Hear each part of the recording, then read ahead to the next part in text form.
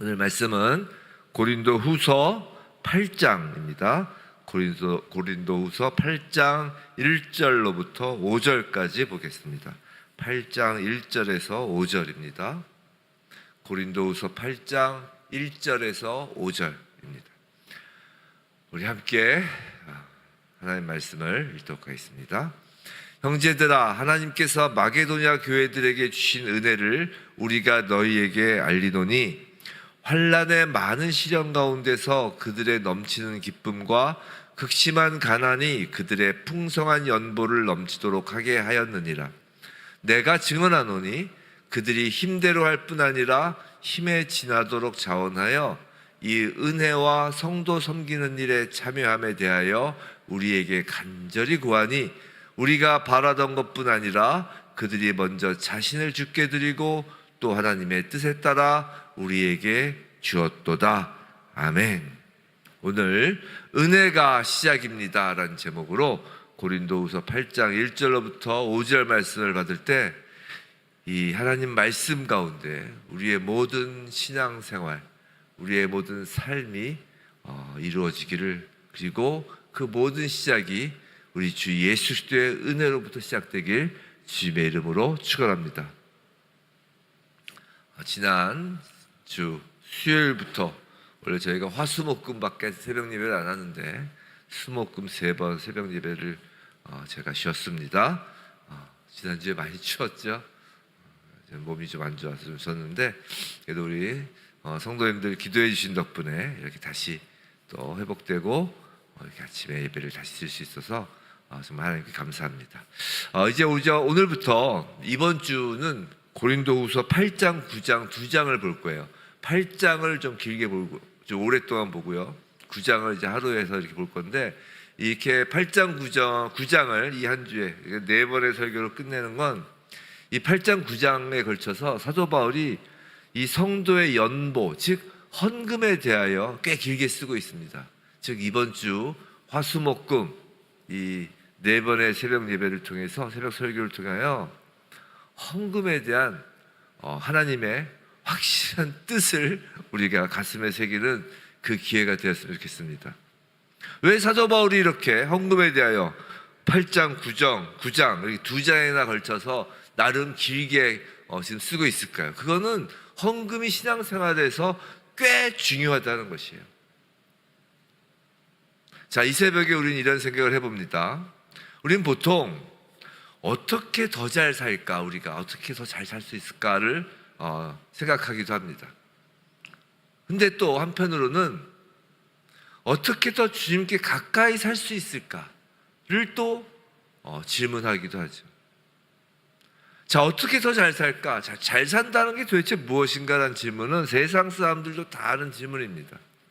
하지만 성도란 무릇 그냥 잘 사는 것이 아니라 주님께 더 가까이 사는 것에 집중하는 사람이라고요. 그 포도나무 비유처럼 그 줄기가 나무에 붙어 있어야 되는 거잖아요.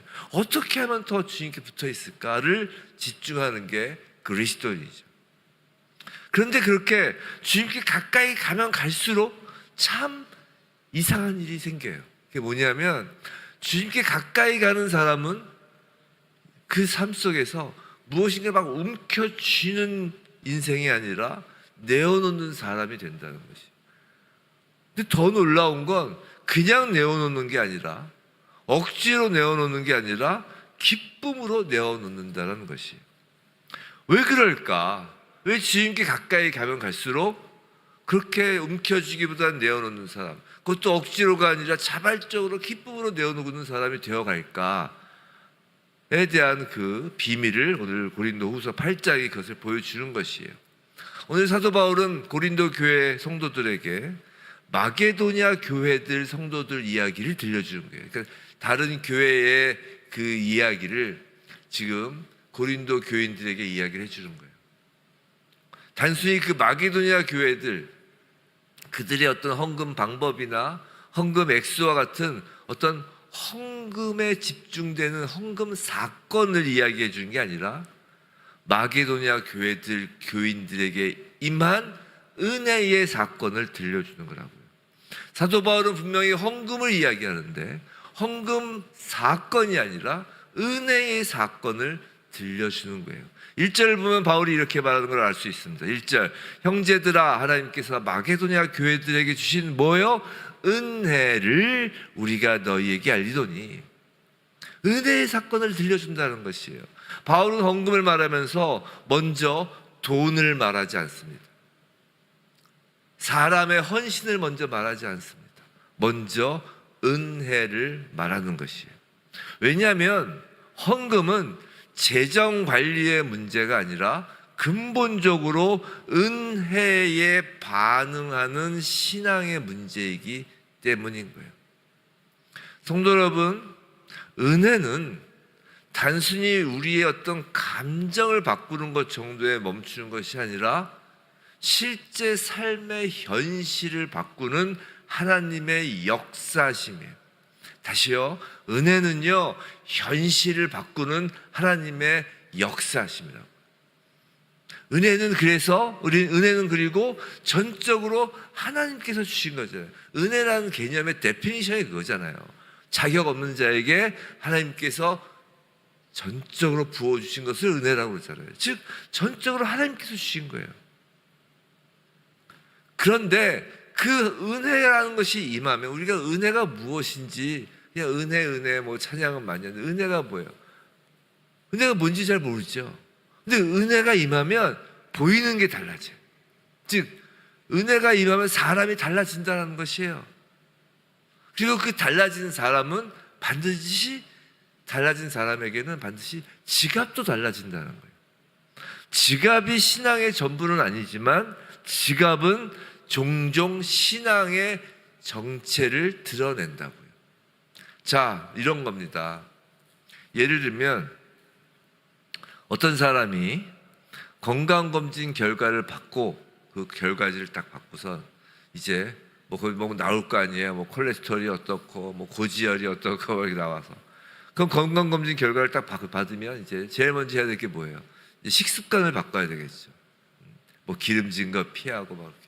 즉 건강검진 결과를 받으면 이제 식습관을 바꿉니다. 그것은 그 사람의 의지가 강해서가 아니라 그 건강검진 결과가 그의 현실이 되는 거죠. 복음도 마찬가지라는 거예요. 내가 죄에서 건짐을 받았고 그리스도 안에서 새 사람이 되었다는 그 사실이 단순히 어떤 정보가 아니라 현실이 되면 우리의 삶의 방향이 바뀌는 거예요. 은혜는 사람을 움직이게 한다고요. 건강검진 결과 소식은 식습관만 바꾸지만 복음의 기쁜 소식 은혜는 그 사람의 전 인생을 바꾸는 거예요. 그 사람의 전 인생이 바뀌는데 유독 그 인생 중에 지갑만 바뀌지 않는다면 그게 더 희한한 일이라는 것입니다. 그럼 예수를 믿고 재정이 좋아져야 지갑의 여유가 생겨야 지갑이 바뀌는 것일까? 즉 은혜라는 것이 우리의 지갑이 두둑해지는 게 은혜인가? 그게 아니라는 거예요. 은혜라는 것은 지갑이 두둑해지는 것, 즉 돈이 생기는 것이 은혜가 아니라 예수 그리스도께서 우리의 구원을 위하여 이루신 사건이 그 십자가 사건이 바로 나에게 해당된다라는 것. 그게 뭐예요? 믿음이잖아요. 그게 믿음이잖아요. 예수께서 십자가에서 돌아가신 사건은 그 당시의 근동지방의 그 역사에서 다 인정되던 팩트라고 사실이라고요. 근데 거기서 멈추는 게 아니라 그 사건이 그 사실이 나에게 해당한다는 거예요. 즉 나의 죄를 대속하시기 위하여 그 2000년 전에 십자가에서 못 박혀 죽으셨다라는 것, 나에게 해당한다는 것. 그게 뭐예요? 그게 믿음이라고요. 그 믿음이 우리에게 주어진 것이 은혜라는 거잖아요. 그렇기 때문에 잘 생각해 보세요. 돈의 풍족함이 지갑을 바꾸는 것은 세상 사람들도 할 수 있지만 은혜가 지갑을 바꾸는 일은 오직 하나님의 일하심의 결과로만 가능한 거라고요. 그런 면에서 이제 오늘 보면 2절은 세상과는 전혀 반대 방향의 말씀을 하는 거예요. 2절, 환난의 많은 시련 가운데서 그들의 넘치는 기쁨과 극심한 가난이 그들의 풍성한 연보를 넘치도록 하게 하였느니라. 자, 세상 논리는 이렇게 말하죠. 형편이 좋아지면 기뻐하고 여유가 생기면 나누고 곡간 속에서 인심나고 뭐 그런 속담 있잖아요. 근데 그 비성경적인 속담이에요. 곡간 속에서 인신난다는 건. 바울은 지금 정반대로 이야기하고 있잖아요. 시련 가운데 기쁨이 넘쳤고 가난 가운데서도 풍성한 연보가 흘러나왔다라고 지금 말하고 있다고요. 이게 어떻게 가능합니까? 이게 어떻게 가능해요? 기쁨의 근거가 형편이 아니고 나의 형편이 아니고 그리스도이기 때문이라고. 풍성함의 근거가 통장 잔고가 아니라 은혜였기 때문이라는 것이에요. 사랑하는 성도 여러분, 성도의 기쁨은요, 고난이 없어서가 아니라 고난 속에서도 주님이 계셔서인 것이에요. 그리고 성도의 나눔은 여유가 남아서가 아니라 주님이 먼저 주셨기 때문에인 것입니다. 한번 생각해 보세요. 어머니가 자녀에게 밥을 퍼줄 때 그릇에 밥이 많아서 밥을 퍼줍니까? 이렇게 어머니가 자기가 먹던 밥을 이렇게 먹는 밥을 이렇게 자녀에게 퍼준다고 해봅시다. 그럼 자기 밥 그릇에 그릇이 많이 있어서 퍼주나요? 물론 현실적으로 뭐 있어야 퍼주긴 하죠. 근데 그보다 더 깊은 이유는 어머니가 자기 밥그릇에 있는 밥을 자녀에게 퍼주는 그 근본적인 이유가 뭐예요? 사랑이잖아요, 사랑.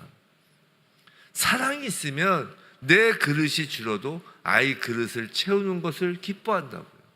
그런 이야기 있잖아요. 세 가지 소리가 사람을 기쁘게 한다. 세 가지 소리가. 그 중에 하나가 뭐예요? 자녀 밥 먹는 소리. 두 가지가 또 하나가 뭐죠? 자녀 글을 읽는 소리. 또 하나가 뭐더라? 또 하나가 이제 마른 땅에 이제 빗물 되는 소리. 그러니까 논물 되는 소리. 이게 뭐 그런 게 있는데, 여하튼 그 자녀 입에 밥 들어가는 게 그 기쁜 거 아니에요? 그 사랑이죠. 복음이 우리에게 가르치는 사랑이 그렇다는 것이에요. 주님이 우리를 그렇게 대하셨다는 거예요. 하나님이 우리를 그렇게 대하셨잖아요. 하나님이 그 귀한, 그 세상 무엇과도 바꿀 수 없는, 아니 세상을 창조하신 독생자 예수 그리스도를 우리를 위해 내놓으셨다는 거 아니에요. 그 사랑, 그 은혜가 먼저라는 것입니다. 그럼 은혜로 그렇게 시작된 연보는 어떤 모습을 띌까? 3절에서 이제 사도 바울이 말하는 것입니다. 내가 증언하노니 그들이 힘대로 할 뿐 아니라 힘에 지나도록 자원하여. 자, 여기서 핵심 단어는 자원하여예요. 자원하여. 강요가 아니라, 체면이 아니라, 비교가 아니라, 죄책감이 아니라 자원하여라는 것이죠. 자원함이란 곧 은혜에 감동한 마음에서 나오는 거라는 거예요. 나오는 거라는 거 아니에요. 감동한 마음에서. 하지만 오해하면, 또 본문에서 오해하면 안 됩니다. 그 3절에서 힘에 지나도록 이란 말을 또 강조해서 막 무조건 하라, 이건 아니란 말이에요. 힘에 지나도록은 무조건 무리하라는 뜻이 아니에요. 성경은 기본적으로 무책임한 충동을 미덕이라고 하지 않습니다. 어이씨 이런 게 아니에요. 특히 이제 헌금에 대하여 계속 나아가겠지만, 나중에 보겠지만, 헌금은 으쌰하고 던지는 게 아니에요. 다 계획하고 미리 준비하고 이렇게 하도록 돼 있다고요. 성경은 무책임한 충동을 미덕이라고 하지 않습니다. 그래서 우리 가끔 이제 교회들 보면 그러잖아요. 뭐 건축한다 뭐 한다 하면, 물론 이제 하지만 막 부흥 강사들 이렇게 불러다가 특별 이제 설교를 하죠. 막 사람의 감동을 일으켜서 그걸 이제 쓰게 합니다. 물론 뭐 그렇게 그런 가운데서도 헌신하는 게 귀하긴 하지만, 그렇게 막 준비 없이 막 그 어떤 충동을 일으켜서 그런 것을 미덕이라고 말하지 않는다고요, 성경은. 그럼에도 바울이 강조하는 것은 이것이에요. 그들의 마음이 세상에서 안전하다고 여기는 계산을 넘어섰다는 것이에요. 힘에 지나도록이라는 것은 그거예요. 무슨 말이냐면 그들의 안전지대가, 은혜가 그들의 안전지대를 넘어서게 했다는 것이에요. 은혜가 그들의 안전지대를 넘어서 헌신으로 나아가게 했다는 것이에요. 그게 은혜가 넘쳐나는 거예요. 여러분, 은혜가 넘쳐나는 게 뭐예요? 은혜가 넘쳐난다는 것은 나의 계산을 넘쳐나는 거예요. 이 아침에 하나님 앞에서 우리가 물어봐야 됩니다. 주님, 내 신앙은 늘 계산만 하고 있지는 않습니까? 내가 손에 안 보는 범위에서만 순종하고 있지는 않습니까? 라고 이제 물어봐야 되는 거라고요. 은혜가 넘쳐난다는 건, 예수 그리스도의 은혜는 충만이라고 그래요. 충만이라는 뜻이 뭐라고 했어요? 충만은 그냥 물이 잠시 한 게 아니라 단 한 방울만 더 떨어져도 그 물이 넘쳐나는 것, 이미 흘러 넘치는 게 충만이라고 했잖아요. 근데 우리는 하나님의 은혜는 그렇게 넘치도록 받았는데, 그 넘치도록 정말 받았다면 우리의 그 헌신이나 우리의 헌금도 안전지대, 즉 계산기 안에 갇혀서는 안 된다는 거예요. 우리 스스로에게 돌아봐야 됩니다. 은혜로 시작된 헌금인지 아니면 세상 계산으로 이루어지는 헌금인지를 돌아보는 것이에요. 자, 그런데 자원하는 것을 넘어서 이제 4절이 더 놀랍죠. 이 은혜와 성도 섬기는 일에 참여함에 대하여 우리에게 간절히 구하니. 마게도냐 교회가 그렇다는 거예요. 우리에게 간절히 구하니. 지금 마게도냐 교인들이 바울에게 좀 참여하게 해달라고 간청하고 있다는 것이에요. 지금 자원하는 것 정도가 아니라 지금 헌금하지 못해서 안달이 나고 있다는 것입니다. 솔직히 보통 헌금 얘기 나오면 피하고 싶잖아요. 저도 뭐 강대상에서 그렇게 헌금 얘기 많이 안 하는 걸로 아시잖아요, 우리 성도님들. 근데 이거 뭐 제가 헌금 얘기를 하고 싶어서가 아니라 지금 강의 설교니까 지금 이 말씀대로 가는 것입니다. 그리고 말씀 그대로를 선포하는 거예요, 저는. 솔직히 우리 뭐 헌금 얘기 나오면 다 피하고 싶죠. 목사도 이제 부담스러워요, 헌금 얘기하기가. 근데 지금 마게도냐 교인들은 반대라는 것이에요. 제발 우리도 끼게 해주세요. 제발 우리도 섬기게 해주세요. 제발 헌금하게 좀 해주세요. 라고 지금 말한다는 것이에요. 왜 그럴까? 뭐 헌금을 하면 그 헌금 액수보다 30배, 60배, 100배의 돈을 하나님이 뱉어내시기 때문에 그런 것일까? 만약에 그런 마음이면 차라리 헌금하지 말아야 합니다. 그거는 번영신학이고 그거는 잘못된 생각이에요. 하나님은 도깨비 방망이가 아니라고요. 돈 놓고 돈 먹게 하는 데가 아니에요, 교회는. 마게도냐 교회 성도가 헌금하기를 간청하는 까닭은 그들에게 헌금이란 돈 내는 일이 아니었기 때문이에요. 은혜에 참여하는 예배였기 때문이라고요. 그들에게 헌금은 그 헌금으로 성도 섬기는 일, 즉 그리스도의 몸을 세우는 일이었기 때문이에요. 그들은 그 일에 자기 삶을 얹고 싶었던 것입니다. 성도 여러분, 신앙생활이 일반 생활과 구별되지 않는다는 것을 우리는 입으로는 하지만 사실 우리가 남는 시간 신앙생활하고 나머지 시간은 일상생활하고 이렇게 얼마나 생각을 하고 있는지 여부를 이 헌금을 통해 우리는 알 수 있다는 거예요. 그들은, 마게도냐 교인들은 그리스도의 몸을 세우는 일, 거기에 자기 삶 자체를 얹고 싶었다는 거예요. 여기서 참여는 단순한 협조 정도가 아니라고요. 복음 공동체의 한 지체로서 나도 책임이 있다는 신앙의 성숙이라고요. 교회는 누군가의 일이 아니라 교회는 우리 주님의 몸이고 나는 그 지체라는 거예요. 그래서 교회 공동체를 새로운 가족 공동체라고 하잖아요. 예수께서 십자가에서 제자에게 예수님의 육신의 어머니 마리아를 두고 너의 어머니다, 당신의 아들입니다 이렇게 한 건 이제 새로운 시대, 은혜의 시대의 교회가 새로운 가족 공동체, 영가족의 공동체를 의미한다고 그러죠. 자, 우리가 가족, 일반 육신의 가족도 생각해 봅시다. 육신의 가족인데, 예를 들어서 집안 대청소를 한다고 칩시다. 그런데 그냥 뭐 난 상관없어 하고 그냥 그 청소에 전혀 관여를 안 하고 있다거나 뭐 식구가 있는데 그 사람도 문제고, 근데 반대로 대청소를 하는데 넌 하지 마, 넌 대청소에 참여할 자격이 없어, 그러면은 배제된 가족도 되게 섭섭하겠죠. 가족이라면 당연히 함께 하여야 할 것도 있다는 거예요. 그 가족 내에서 아버지는 아버지 역할을, 엄마는 엄마의 역할을, 자녀는 자녀의 역할을 한 몸된 지체로서 해야 할 역할이 있는 거잖아요. 교회가 바로 그것이고, 헌금과 헌신은 그 참여하는 그 지체로서의 당연한 자격이라는 거예요. 자, 은혜로 시작된 헌금에 대한 오늘 본문의 핵심은 5절입니다. 우리가 바라던 것뿐 아니라 그들이 먼저 자신을 주께 드리고 또 하나님의 뜻을 따라 우리에게 주었도다. 이 말은 이렇게 정리가 되는 거예요. 헌금은 지갑을 드리는 것이 아니라 뭘 드리는 거라고요? 먼저 자신을 주께 드리고, 즉 나 자신을 드리는 거라는 거예요. 먼저 나 자신이 주님께 드려졌기 때문에 내 시간도, 내 수고도, 내 재정도 따라 드려지는 거라는 거예요.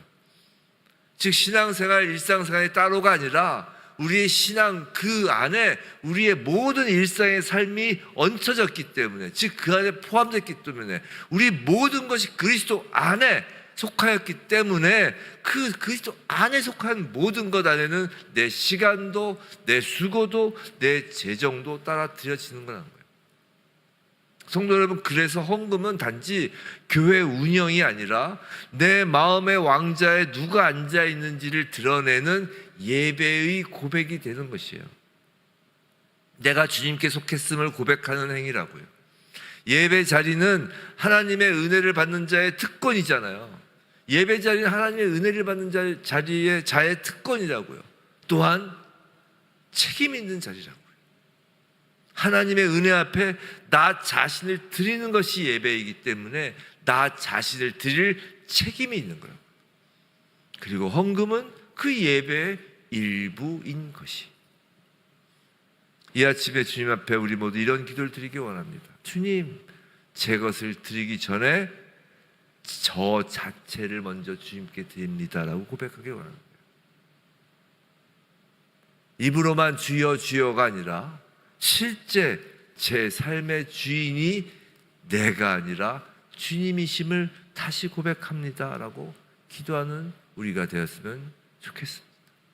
이 아침에 오늘 본문 말씀을 두고 이제 세 가지를 한번 우리 삶을 한번 돌아봤으면 좋겠어요. 이제 말씀이 우리의 삶을 해석하는 거예요. 조명하는 것입니다. 한 세 가지로 보시기 원합니다. 첫 번째, 정말 은혜를 먼저 보고 있는지입니다. 우리가 헌금을 결단하기 전에 먼저 복음을 다시 보시기 바랍니다. 내가 얼마를 할까? 이번 수입이 얼마인가? 이거를 계산하기 전에 내가 얼마나 죄인이었고 주님이 나를 어떻게 건지셨는가? 그 예수 그리스도의 십자가를 다시 먼저 보시기 바랍니다. 그 은혜가 다시 선명해지면 억지가 아니라 감사가 나오는 것이, 그리고 그 헌금이나 헌신의 모든 기초가 은혜가 되는 것입니다. 두 번째로 우리 삶이 해석되기를 원하는 건 비교가 아니라 순종입니다. 자, 누구는 많이 내고 누구는 적게 내고 그런 어떤 비교가 우리의 마음을 흔드는지를 보시기 바랍니다. 우리 교회는 요새 그런 게 잘 못 본 것 같은데 그 헌금 액수를 막 공표하고 그러지 않잖아요. 주일마다. 옛날엔 그랬거든요. 옛날에 주보에 이렇게 헌금 액수가 막 기록되기도 하고, 특별히 고액 헌금이 있으면 막 주보에 기록하기도 하고 그랬는데 요새 그런 게 별로 없죠. 저희 처음부터 그러지 않았습니다. 왜냐하면 그 비교가 마음을 흔들 수 있거든요. 굳이 성경은 남과 비교하는 것에 대해 매우 극도로 피하도록 합니다. 매우 싫어하세요, 하나님은. 성경은 남과 비교가 아니라 주님께 드림을 말하는 거예요. 주님은 금액보다 자원함을 원하십니다.